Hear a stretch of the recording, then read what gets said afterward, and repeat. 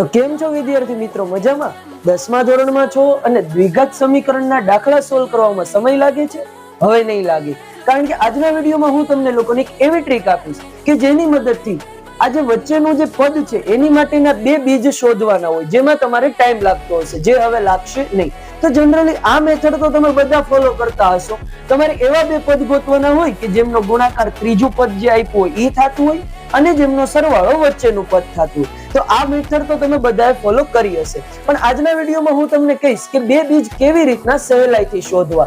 તો જો સૌથી પહેલા તમને જે વચ્ચેનું પદ આપ્યું હોય તેનું તમારે મીન લઈ લેવાનું, એટલે કે તેને બે વડે ભાંગી નાખવાનું. ફોર એક્ઝામ્પલ અહીંયા 46 છે, બે વડે ભાંગીશ તો આવશે 23. હવે તમારે બે બીજ કયા હશે? તો કે કાં તો 23 a હશે અને બીજું હશે 23 a.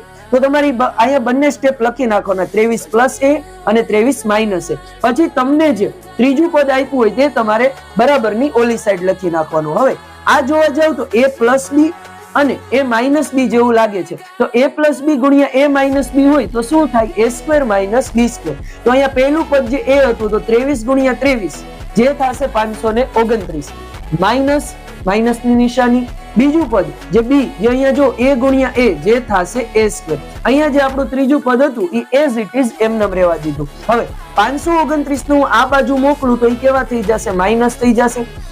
અહીંયા -a² વધશે.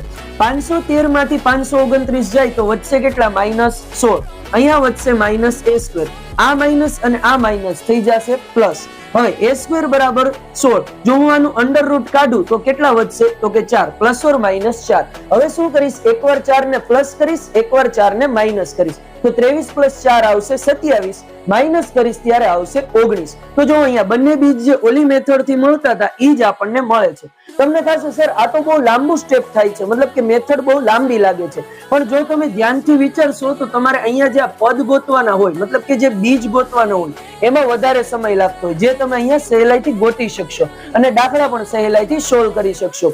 જો તમને લોકોને આ ટ્રીક મગજમાં બેઠી હોય તો કમેન્ટ સેક્શનમાં આ બંનેના આન્સર આપો અને તમારી સાથે 10મા ધોરણમાં ભણતા વિદ્યાર્થીઓને આ વિડીયો શેર કરો. તો મળીએ નેક્સ્ટ વિડીયોમાં. ત્યાં સુધી સ્ટે ટ્યુન્ડ.